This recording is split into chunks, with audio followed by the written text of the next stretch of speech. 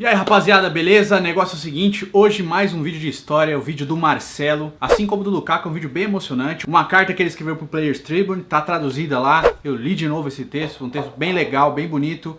Eu espero que você goste e deixe seu like e se inscreva no canal, beleza?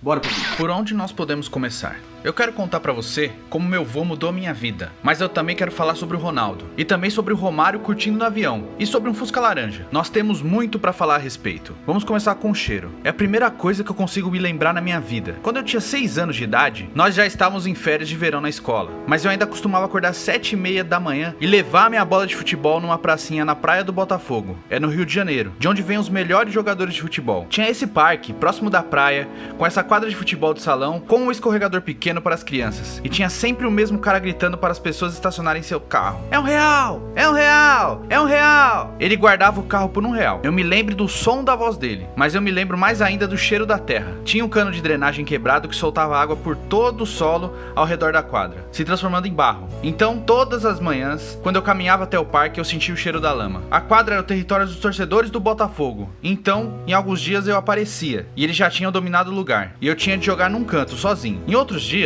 eu aparecia e não tinha ninguém jogando lá. Não importava. O pequeno Marcelinho estava lá todos os dias. Eu tenho uma lembrança profunda daquele cheiro e a sensação de ter a bola nos meus pés. Eu percebi uma coisa que ainda é verdadeira pra mim. Sempre que você tiver a bola nos seus pés, você não pode ficar bravo. Você nem mesmo precisa de outras pessoas pra jogar com você. Tudo gira em torno da bola. Eu me lembro que naquele verão de 94, a Copa do Mundo estava acontecendo nos Estados Unidos. No Brasil, pouco antes da Copa do Mundo começar, todo mundo na vizinhança saía nas ruas pra pintar os muros e pra comemorar. Todas as coisas ficavam cobertas por verde, azul e amarelo. As ruas, os portões, as paredes, os rostos das pessoas. Essa é uma lembrança muito especial para todas as crianças do Brasil. Eu estava lendo a história do Ronaldo outro dia, e ele estava contando como ele foi para as ruas antes da Copa de 82 e ajudou a pintar um mural do Zico. Bom, adivinha só, Ronaldo, se você estiver lendo isso, quando eu tinha 6 anos de idade, meus amigos e eu pintamos o seu rosto na nossa rua. Você era o nosso herói. É uma lembrança que fica no meu coração. É engraçado que a gente lembra da vida. Eu não me recordo muito bem de assistir ao Brasil ganhar a final. Tudo isso pra mim não fica muito claro, mas eu tenho uma lembrança de ver uma foto específica na primeira página do Jornal do Rio. A seleção brasileira tinha acabado de chegar no Brasil e o Romário tava literalmente curtindo na janela da frente, na cabine do piloto, balançando uma bandeira gigante do Brasil, como se ele tivesse acabado de conquistar o mundo pra gente. Eu me lembro de ver aquela foto e sentir que meu coração ia explodir de orgulho. Eu pensei, meu Deus, eu preciso fazer isso um dia. É claro, esse era um sonho ridículo por vários motivos. Em primeiro lugar, existem 200 milhões de pessoas no Brasil e todos eles querem ser jogadores de futebol, mesmo os caras mais velhos. Em segundo lugar, eu nem mesmo era jogador de futebol ainda. Eu só jogava futebol de salão no time local. Viajar por um clube de futebol não era algo muito realista pra minha família. Talvez as pessoas nos Estados Unidos ou na Inglaterra não entendam isso muito bem, mas a gasolina no Brasil, principalmente quando eu era criança, era muito cara. Felizmente, meu vô estava disposto a sacrificar tudo por mim. Ele é a pessoa mais importante na minha história. Se você quiser visualizar meu vô, bem, ele era uma figura. Ele sempre estava com óculos de sol e ele costumava dizer uma frase. Ele dizia isso sempre que ele estava com os amigos. Como posso dizer isso? Bom, ele falava assim: eu não tenho um puto no bolso, mas eu sou feliz pra caralho. Ele costumava me levar pro futebol de salão numa variante. Eu acho que é um carro do modelo de 1969. Quando eu tinha 8 ou 9 anos de idade, comecei a viajar bastante com o time e era muito caro pra gente pagar a gasolina, pelo almoço e tudo mais. Então, meu vô tomou uma decisão que mudou a minha vida. Ele vendeu o carro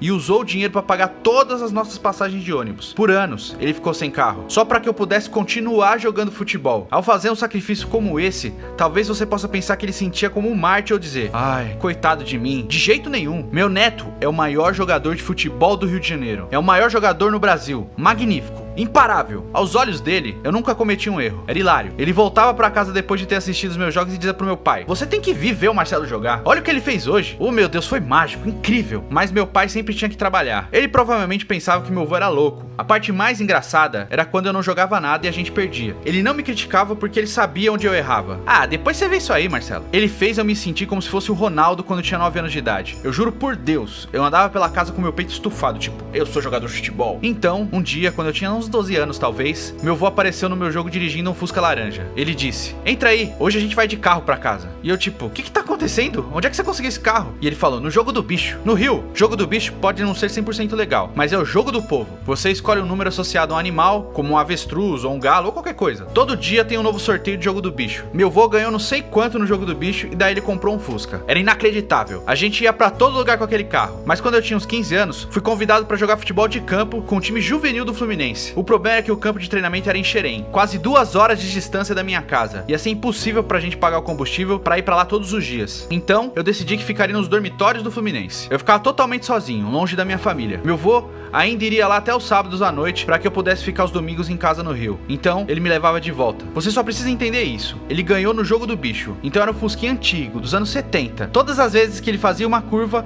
a estação de rádio mudava. Depois de um tempo indo e voltando, eu simplesmente estava exausto. Eu me sentia como um escravo do futebol. Eu via todos os meus amigos indo pra casa, pra praia, curtindo a vida. E eu, tudo que fazia era treinar. Um dia meu avô foi me buscar e eu disse a ele: chega, eu vou desistir, quero voltar pra casa. E ele falou: não, você não vai fazer isso. Depois de tudo que a gente lutou. E eu falei: mas vô, eu tô no banco de reserva, eu tô jogando fora minha juventude, chega. Então ele começou a chorar. E ele falou: Marcelo, fica calmo, você não pode desistir agora. Eu tenho que ver você jogando no Maracanã um dia. Aquilo realmente tocou meu coração. E eu falei pra ele: tá bom, vô, eu vou tentar mais uma semana. Eu desisti de jogar bola. 2 anos depois, eu entrei no gramado do Maracanã pelo time principal do Fluminense, com meu avô assistindo nas arquibancadas. Ele sabia, ele apostou em mim desde o começo. Ele simplesmente já sabia. Quando eu completei 18 anos, alguns clubes da Europa começaram a me rastrear. E eu ouvi que o CSKA de Moscou me queria. Assim como o Sevilha. Naquela época, o Sevilha tava voando, com um time cheio de brasileiros. Então eu pensei: pô, Sevilha?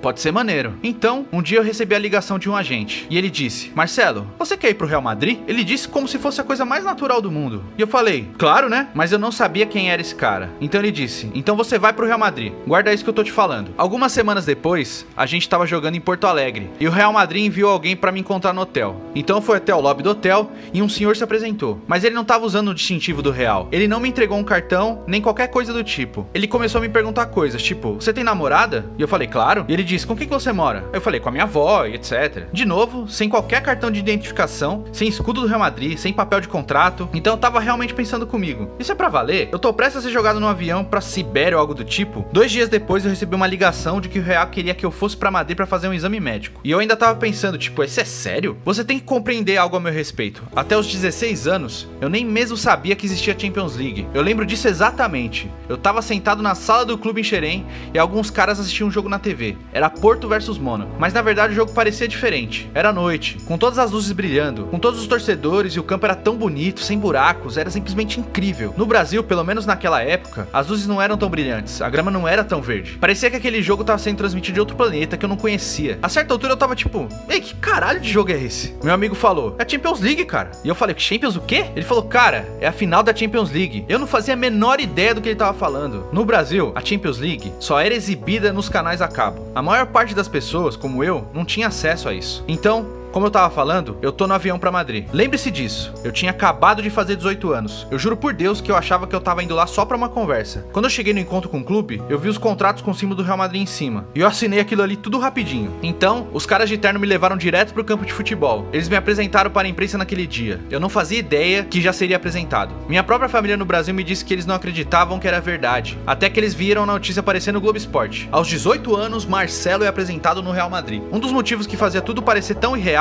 era o fato do Roberto Carlos ser meu ídolo. Pra mim, ele era um deus. Ser contratado pelo mesmo time do Roberto Carlos, na mesma posição, eu não podia acreditar. Entrando naquele vestiário, você tinha Robinho, Cicinho, Júlio Batista, Emerson, Ronaldo Fenômeno, Roberto Carlos, 6 lendas do Brasil, além de nomes como Cacilhas, Raul, Beckham, Cannavaro. O pequeno Marcelo andava ali tipo: eu só conheci esses caras pelo videogame. Eles podiam ter me engolido. Mas deixa eu te contar uma coisa sobre o Real Madrid. É um clube especial nesse sentido. Roberto Carlos caminhou comigo no primeiro dia e disse: ó, esse aqui é meu número do telefone.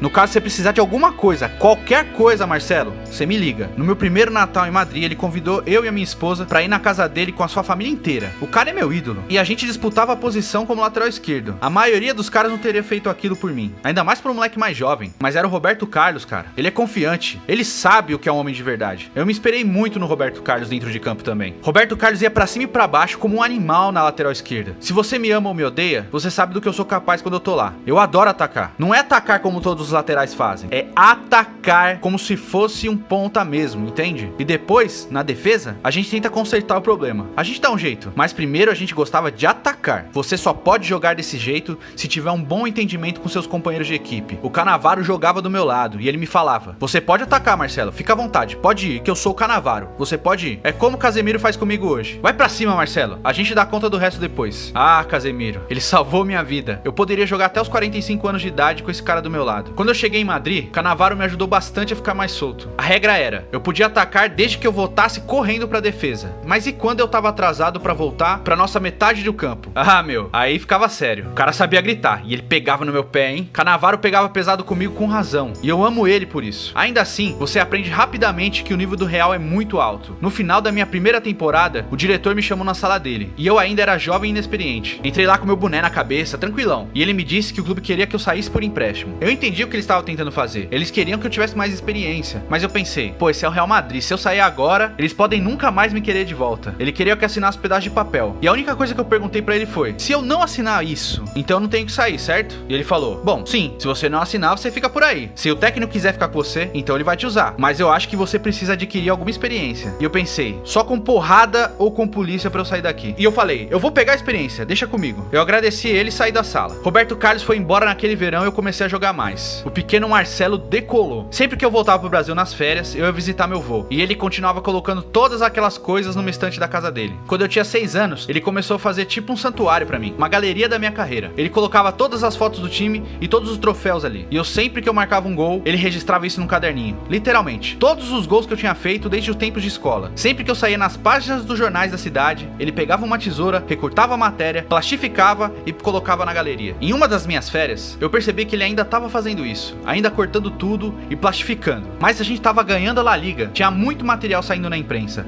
Ele pegava todos os jornais, ele não perdia nada. Eu sempre quis acrescentar duas coisas naquela estante. Uma foto minha segurando o troféu da Champions League e uma foto minha curtindo na frente do avião depois de ganhar a Copa do Mundo, balançando a bandeira do Brasil, assim como o Romário. Quando a gente chegou na final da Champions League contra o Atlético, meu avô tava doente. Antes da final, eu tinha começado uma sequência de 4 jogos como titular. Eu tava pronto, mas infelizmente, o técnico escolheu outro pra jogar no meu lugar. O que você quer que eu diga? Eu fiquei muito triste, claro, com um pouco de raiva, mas na minha mente, eu sabia que havia algo reservado pra mim naquela noite. Eu sentei no banco e esperei. Quando a gente tava perdendo por 1-0, eu esperei. Aos 45 minutos do segundo tempo, eu ainda tava esperando. Se você me conhece, ou teve a chance de me conhecer durante essa história, você pode imaginar o que tava passando na minha cabeça. Eu não preciso nem falar. Então, aos 48 minutos do segundo tempo, o Sérgio Ramos nos salvou da morte novamente. Eu não sei o que esse cara tem. Eu acho que pode ser o cabelo. Quando o técnico chamou eu e o Isco na prorrogação, eu corri pro campo com muita raiva. Mas um tipo de raiva boa pra jogar. Eu queria conquistar. Eu queria deixar tudo no gramado. Na hora que eu marquei o gol do 3-1, eu acho que meu cérebro travou de verdade. Eu pensei em tirar minha camisa, daí eu pensei de novo, mano, não vou tirar a camisa, eu posso te tomar cartão. Então eu fiquei sério. Daí eu comecei a chorar. Foi uma loucura. 10 anos antes em Xerém, eu olhava pra TV e via as luzes brilhando e a grama verde e perguntava, que jogo que é esse? 10 anos depois, eu tava segurando o troféu, La Décima. O 10º campeonato europeu na história do Real Madrid. Alguns meses depois daquela final, meu avô morreu no Rio. Eu tenho muito orgulho dele ter visto eu levantar o troféu. Foi por causa dele que eu cheguei naquele pódio. Às vezes eu acordo e penso, 11 temporadas pelo Real Madrid, 11 anos jogando pelo Brasil. Pra um jogador maluco como eu, como que eu ainda tô aqui? Se eu dissesse que isso é normal, eu estaria mentindo. Todos os dias, quando eu apareço pra treinar, estaciono meu carro e vou pro vestiário do Real, é uma emoção gigante. Mesmo que eu não demonstre isso, dentro de mim, eu sinto isso profundamente. Eu ainda estou em estado de choque todos os dias. Pra mim, ser parte do legado do clube não tem preço. Mas eu tenho uma missão final. Na Copa do Mundo de 2018, a seleção brasileira tá voltando. Escreve o que eu tô te falando, coloque um selo e mande pelo correio pra si mesmo. Com o Tite como nosso técnico, eu sinceramente acredito que podemos colocar a bandeira brasileira de volta no posto mais alto. E eu posso te dizer que ele é uma pessoa fenomenal. Na verdade, quando o Tite aceitou ser técnico da seleção, ele me ligou e disse, ó, eu não tô prometendo te convocar, mas se eu fizer isso, você ainda tá disposto a jogar pela seleção brasileira? E eu falei, pô professor, só o fato de você tá me ligando, pra mim é maior emoção, cara. Eu venho jogando pela seleção brasileira desde que eu tinha 17 anos. Eu pegava voos de 20 horas sentado num lugar horrível, e agora eu tenho um bom assento pra sentar. Você acha que eu não vou? Eu tô disponível sempre que você precisar de mim. Aquele telefonema foi tudo pra mim. Foi a primeira vez que eu recebi um telefonema de um técnico da seleção. E olha que fazia 10 anos que eu jogava pela seleção. Eu mataria pelo Tite. Eu vou fazer tudo que eu puder pra colocar um troféu de ouro na estante do meu vô. E se eu não conseguir, bom, o que eu posso falar? Eu ainda serei o Marcelo. Eu ainda serei feliz pra caralho.